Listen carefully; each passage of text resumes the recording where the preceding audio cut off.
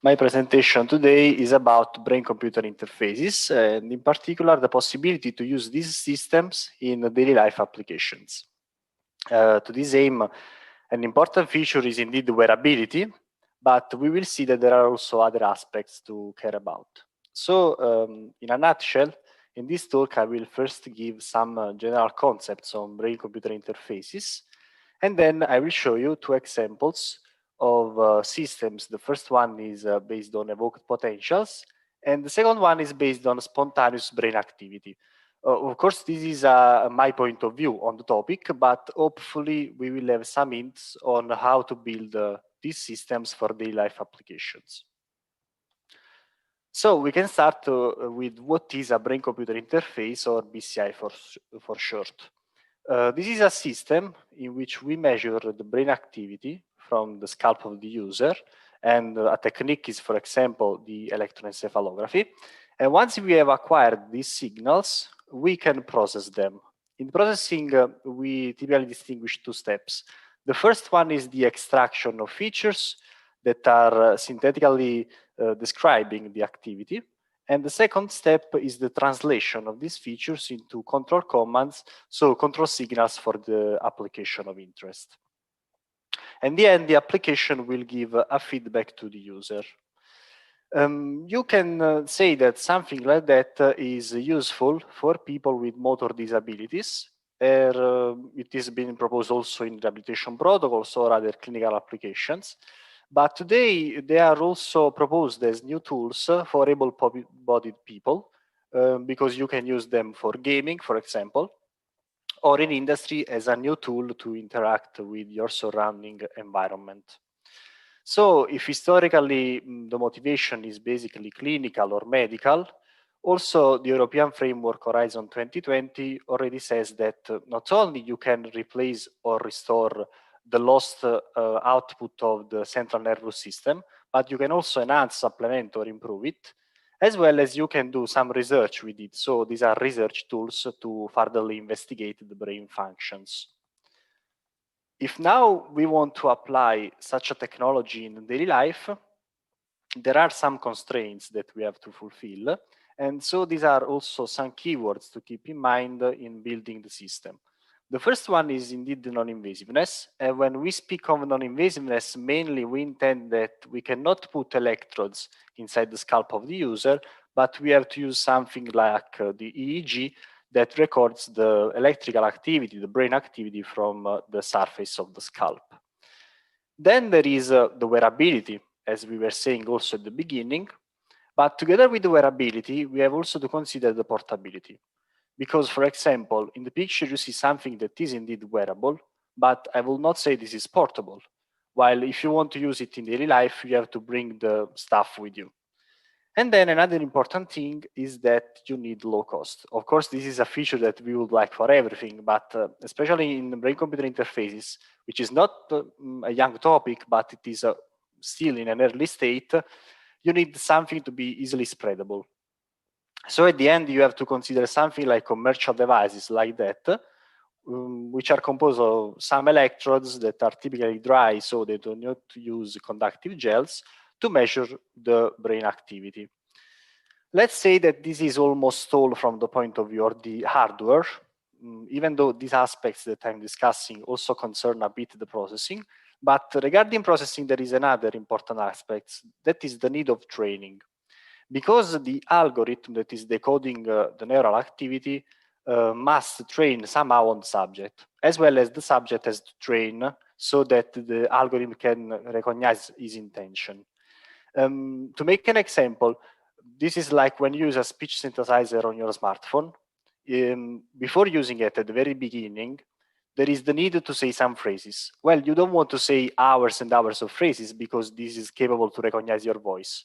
And in the same way, when you use a brain-computer interface, you don't want to acquire EEG for hours before it is capable to understand what you're thinking.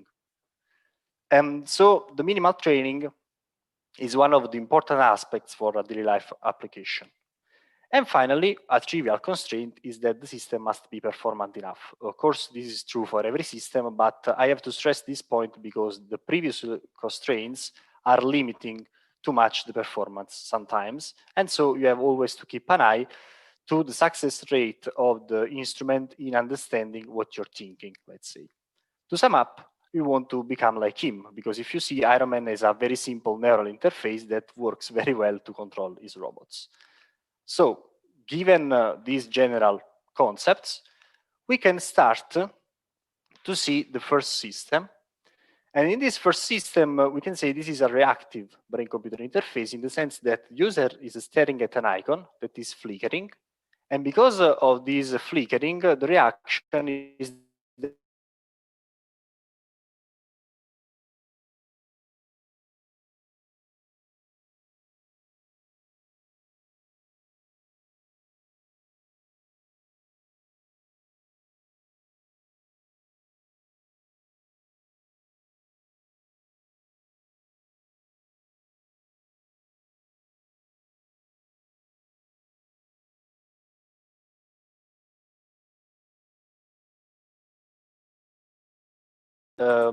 augmented reality glasses for the presentation of the flickering icons. So this is the way in which we stimulate the user. And then the user, from the metrological point of view, is seen as a transducer because the luminous intensity of the icons is translated into electrical activity. And we can measure this electrical activity. The choice in the design was to employ a simple setup that is a component of the shelf, so you can find available online. And it has just 2 electrodes that measure with a single differential channel brain activity. At the end here, there is a bit of signal conditioning and acquisition. And the important thing is that the digitized signal goes back to the microprocessor of the augmented reality glasses so that you can process them. So the important takeaway is that the hardware is just composed of 2 components of the shelf. And with that is relatively low cost, you can build the whole BCI system, but you have, of course, to care about the processing. Regarding processing, it is very convenient to analyze these kind of signals in the frequency domain because you can recognize some peaks, and these peaks are present at the same flickering frequency of the icon. So you can characterize in terms of features your signal by just calculating the power, for example, at 10 Hz and at 12 Hz, and understand that the signal on the left is associated to a 10 Hz flickering icon. The signal on the right is associated to a 12 Hz flickering icon. With this method, in principle, you do not need any training. So this will be a training-free brain-computer interface. But if you add a minimal training, there is also the possibility to fine-tune the system on the specific user. This is what we did, actually, in a case study application. And in this application, the user is wearing the system to monitor the condition of an industrial oven. So in this case, classically, you would use something like a tablet, and you would click some icons to have, for example, the temperature of the oven or the humidity of the oven.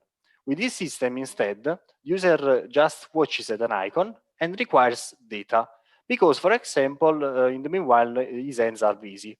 And so just by looking at the icon, you have the information you need. In this case study, we also tested the performance of the system with 20 subjects. And we can see that if the icons are flickering for 2 seconds, the classification accuracy, so the success rate in recognizing the intention of the user, is about 80%.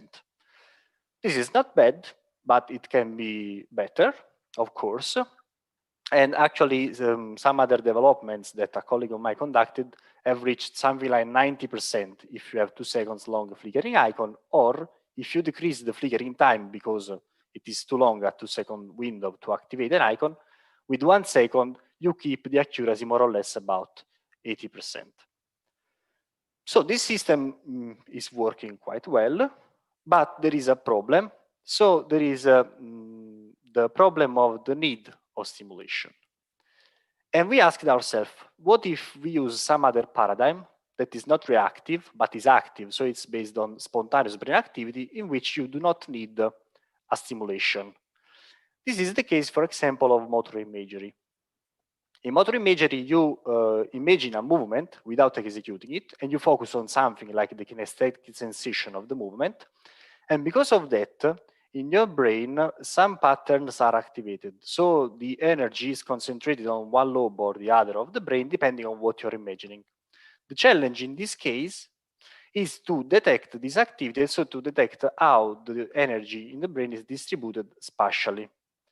We can understand that now it's not so easy to use a single channel device as before. So the first thing to understand was how many channels do we need, how many electrodes do we need to acquire properly the brain activity. We started then with a channel selection, and for this channel selection, we also used a different processing approach than before. So on the left, you see that the processing approach has some filter banks that are doing something similar to the SSVP case. They are filtering in a specific band, and you try to understand which is the power in that band. But then there is also this CSP, that is a common spatial pattern, that is a structure or features that tries to understand where is located in the space the energy, and so what you are thinking. And then there is something like feature selection or the classification.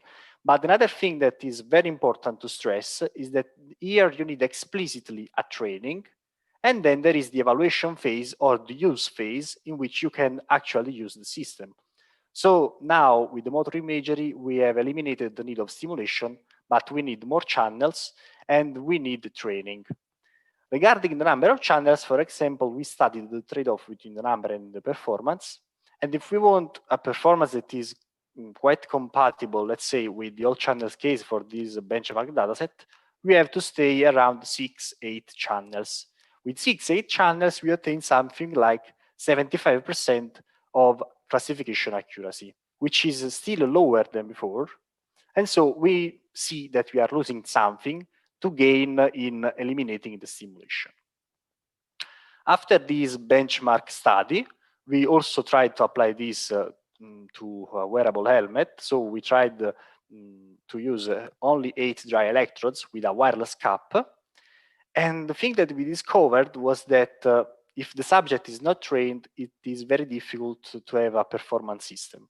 So you see in the figure that, for example, the subject 1, after some runs in which he was doing motor imagery and the system was acquiring and trying to classify, the performance are increasing. So you see the blue line. But if you see the red line, which represents another subject, this one is not increasing, is not improving in terms of performances. And what's bad is that these performances are around 50%. So it's like to say that the system is guessing at random which imagery the user is conducting. Among the various problems that there are that are limiting the performances, we thought that the problem is that it is very difficult to imagine a movement without having any feedback. So the next thing that we are doing still now is to provide a neurofeedback. The concept of the neurofeedback is that while the user is imagining something, we are also providing something related to this brain activity. And in particular, we are providing a visual feedback in terms of a ball that moves to the left or to the right, depending on the decoded activity. And then we are also providing an haptic feedback, so a stimulation with vibration motors on the torso that are involving still the sensory motor area where the motor imagery mainly happens. This is still work in progress, and we are working also with Houston University, and we will see if this can really help in building a performance device. But what's the focus here is that the feedback is still provided with wearable and portable stuff, because you see a vest to wear on the torso, and you see something that is visual feedback that can be implemented on the AR glasses on virtual reality visors. So to conclude, how can we build a wearable brain-computer interface for daily life applications? Well, if you consider the active paradigm, we found that we can build a highly wearable device and also relatively low cost. And this is also in accordance with the literature at the end, because with a reactive paradigm, you don't have so much problems, let's say.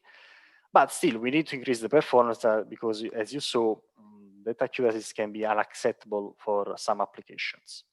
On the other hand, if you want to use an active paradigm because of the important advantage of eliminating the stimulation, you need typically more channels. And what's worse is that you need lots of training for both the user and the algorithm itself. So what we are investigating now is if neurofeedback can help in this scope. And with that, I thank you for your attention, and I hope you enjoyed the talk.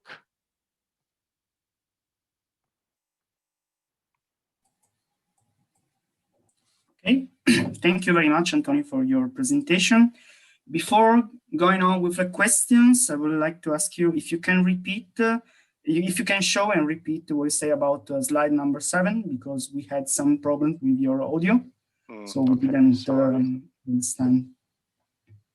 Yes, this one, you mean? Yeah, thank you. Okay, in this slide, I am showing that a simple concept with which you can implement a brain-computer interface is to use a flickering icon. And this flickering icon is evoking in the brain of the user, sorry, the animation is not starting, but it can evoke in the brain of the user an oscillation. And this oscillation is at the same frequency of the flickering. So you can detect the flickering icon by measuring the frequency of the oscillation. And this is the concept that lies under the steady state visual evoked potentials. Okay, thank you very much. We have a few questions from our audience. So the first one is, which kind of neural network models do you use in your applications? Are they standard models or ad hoc models? Oh, okay. Well, here the kind of, let's say, classifier or feature extractor is not so complicated, because you have to think that also the computational efficiency of the algorithm is important for daily life applications. So, for example, in this SSVP case, I just use a subtle vector machine. That's not really a neural network. It's a classic machine learning algorithm. And that's just done to classify the power spectral densities. So each signal is described with a dot in a plane, and you try to fit the best line that separates these dots, so the red from the blue. In the other case, it is a bit more complicated, but the concept is still the same. Here, the classifier is an Bayesian classifier, but at the end, it could be also a subtle vector machine. So nothing very complicated. The features are different. So you don't have only the temporal information with the filter bank, but also the spatial information. Okay. So the second question, what is the current limit to complexity of the patterns that can be distinguished? Well, the fact is that in terms of patterns, if I got correctly the question, for the model imagery, it's not really clear which are the main patterns, because they strongly depend on the user. So the great limit here is that depending on the user, there is a great inter-subject variability and also an intra-subject variability, because depending on the day, if you are tired or not tired, the activity can change. So there is not a clear pattern. While in the reactive BCIs, the patterns are quite clear because you just measure oscillations. So in that case, you find something that is quite intuitive and clear, an oscillation, a flickering frequency. Okay, thank you very much. In the future, do you forecast the possibility of recognizing any human thought? Oh, well, okay. I think we are very far from that. Sometimes you hear someone speaking of decoding thought, and I also said something like, I'm reading the thought. But we are a bit far. I saw some researches measuring, for example, what you're dreaming, but typically these use invasive technology because the signal quality is better, and you do something like reading a single neuron. If you want to build something like the systems I showed, we are very, very far. Okay. We still have two questions. The first one is, does the time the person uses the system influence the accuracy?